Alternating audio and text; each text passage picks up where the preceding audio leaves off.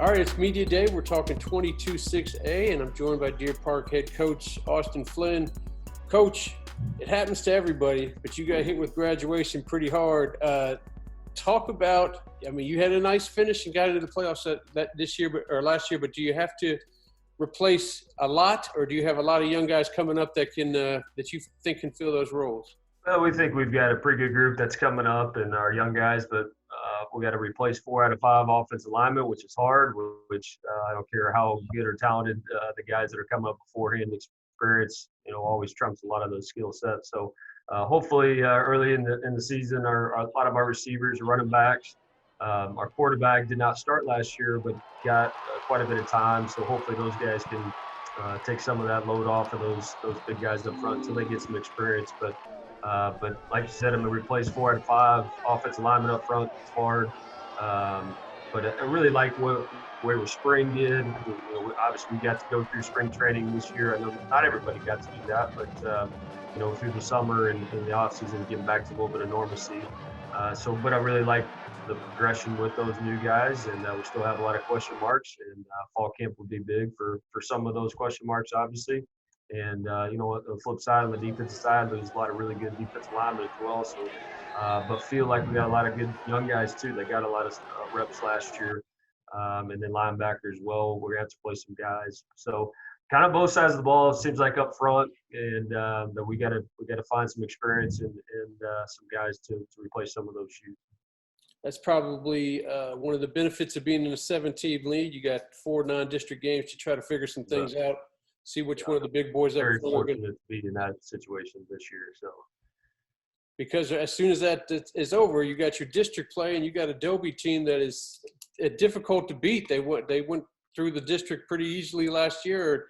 Went 6-0. Talk about how you can take down Dobie and maybe some of the other teams in the district. Obviously Dobie, being the district champion, they've earned that, and they're the team to beat.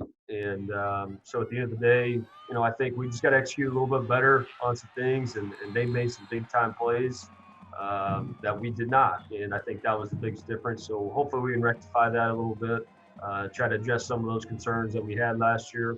Obviously it's a brand new team on both sides, so things will be a little bit different, but we also need to make sure we execute the little things right, a little more than we did last year. But the other teams cannot obviously overlook anybody. I think we've got a strong district and some teams we really got to play well against this year. But obviously Dobie will probably be the team to beat this year again. Yeah, it looks like Channelview also has a lot of guys coming back. They're going to be tough. And you got to like the fact that Sam Rayburn got some wins last year. They went 30 games without a win, and they picked up 3.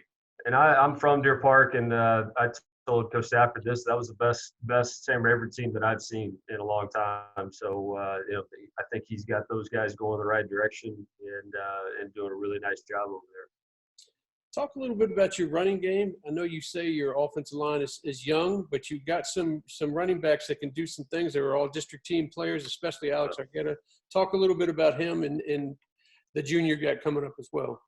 Yeah, Alex, he's just one of our most dynamic player that we have. So we can move him around in a lot of different positions, whether it's slot and kind of getting him on the run on some run game stuff. So I think there's different ways in the run game that we can alleviate some of those struggles that we may have a little bit early up front. He brings that versatility to our team, our football team. Again, just one of our best players that we have. So we're going to try to get him different touches, maybe not just tackle to tackle inside run game stuff for him. And then Mo, at the end of the day, he's coming off a little bit of injury this spring. Didn't get a lot of time, but has really progressed this summer. So really excited to have those 2 guys back, and then a young man that hopefully eventually everybody will hear. Isaiah Gregory was a freshman last year. I think we'll get in the fold with that. So really, really excited about our run game, or I should say our running backs. We just may have to get a little more creative to help out our offensive line a little bit. And then also a quarterback, we do a lot of read game stuff. And Teague Setall is going to have to do a good job with that and making correct reads to try to, again, help out those offensive line, particularly earlier in the season.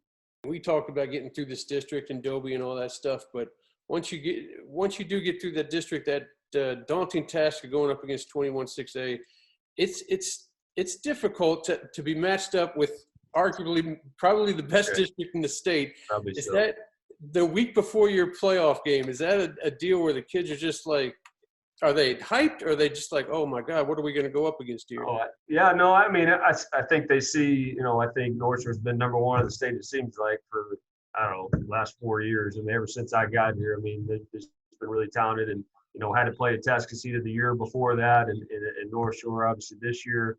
So I think our kids, I mean, they're excited about it. I mean, I don't think they're scared or worried about anything. They treat it as another game, which is good.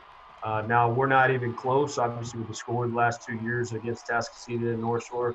So we need to get better at that, and I think that starts with me, starts with coaching, and we've got to do a better job in trying to give our kids the best opportunity to stay in a football game as long as they can. And you never know at the end, and that's why you play. So I think our kids the last 2 years have been excited for it, ready to go for it, going in thinking we're going to win a football game. So, again, like I said, that score wasn't close, and we've got to do a better job on our end to give our kids a chance. Well, like you said, let's get there first. Yeah. Let's first start off by starting the season on time, which looks like is going to happen.